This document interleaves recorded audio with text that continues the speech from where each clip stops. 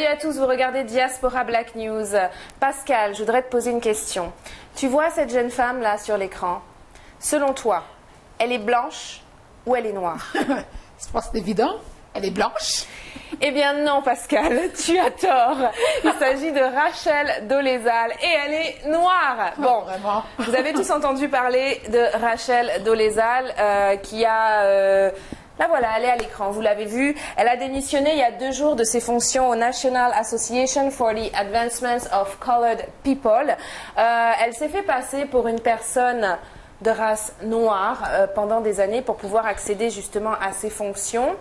Et avec tout le débat qu'elle a soulevé, finalement en admettant effectivement qu'elle avait menti sur ses origines, par rapport à cette femme a été créé un nouveau mot, le phénomène, le mot transracial. Alors Pascal, si je te dis transracial, est-ce que ça t'évoque quelque chose? C'est quoi à ton avis une personne transraciale?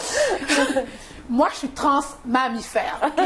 Je suis Pascal, je suis noire, mais je me considère en tant que baleine. C'est ridicule, ok? Le mot transracial est ridicule. Non, vraiment, là. Ok, je peux comprendre transsexuel, c'est une question d'identité. Mais ta couleur de peau, là, faut pas... Non, ça, elle exagère, là.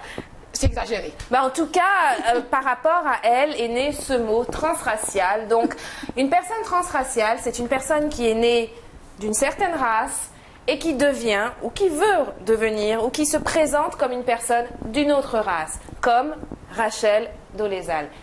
Elle est née blanche, mais elle s'est fait passer pour noire. Moi, ce que je trouve qui est vraiment, vraiment dommage, ça me gêne pas qu'elle ait les cheveux frisés, qu'elle fasse des UV, et alors, et après, ça dérange pas si elle veut adopter ce look-là. Maintenant qu'elle ait senti le besoin de devoir mentir pour faire partie de cette association, c'est quand même grave. Ce que je me dis aussi, elle est mariée à un homme noir, elle a adopté 4 enfants noirs, elle a fait son job quand même, elle a adopté 4 enfants noirs.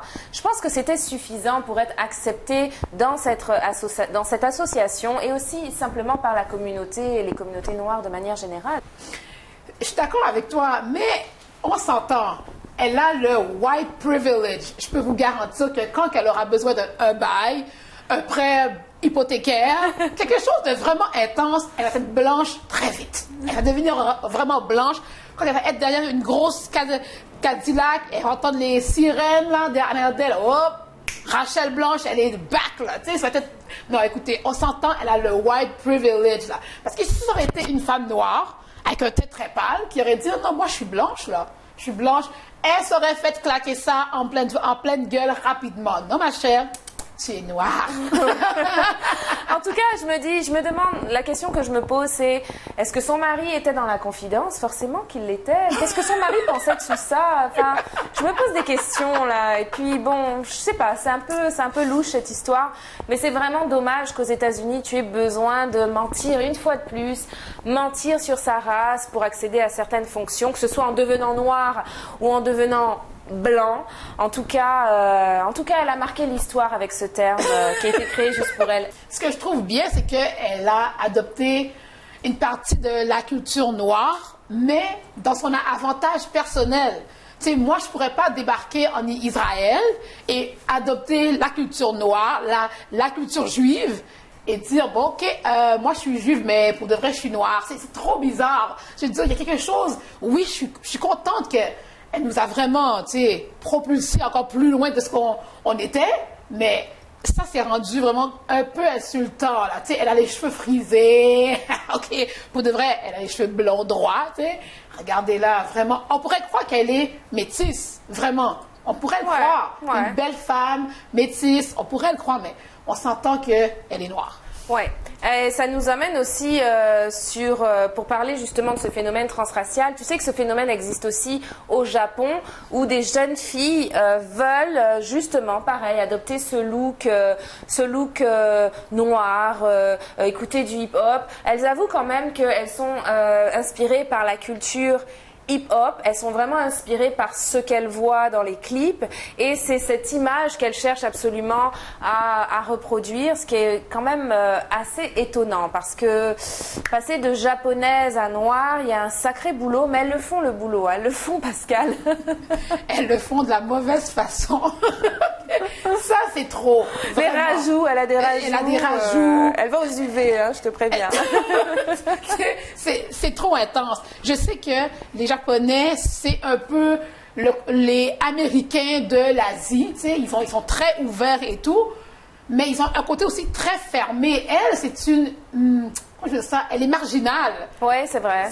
Elle est marginale. Tu sais, et la culture hip-hop, c'est pas juste noir, parce qu'il y a quand même beaucoup de Blancs qui font du rap et qui sont très bons, tu sais. Mais ça, je trouve que c'est rendu une joke. Ouais, c'est vraiment c'est vraiment une façon, je pense, de vivre un peu ce qu'elle voit dans les clips, etc. Mais c'est vrai que les Japonais, généralement, quand ils sont dans un courant ou dans un courant de fashion, ils y vont vraiment à fond. Quand c'était l'époque de Hello Kitty, c'était du Hello Kitty everywhere, partout. Il y a eu, ça existe toujours, j'imagine, les mangas, les filles s'habillaient vraiment comme des comic books. Et donc, je pense que les Japonais ont ce trait-là. Quand ils font quelque chose, ils y vont vraiment à fond. Est-ce que c'est vraiment une mauvaise chose pour elles de vouloir devenir Black? Why not? Moi, je me dis, si c'est ça qui te fait te sentir bien, oui, mais il faut pas que ça aille de côté insultant.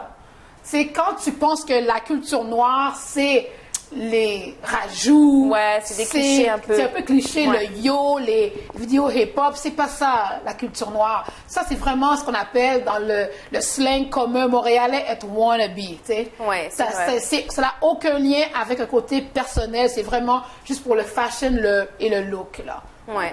Mais elle l'avoue, c'est la culture hip-hop qui les passionne et donc...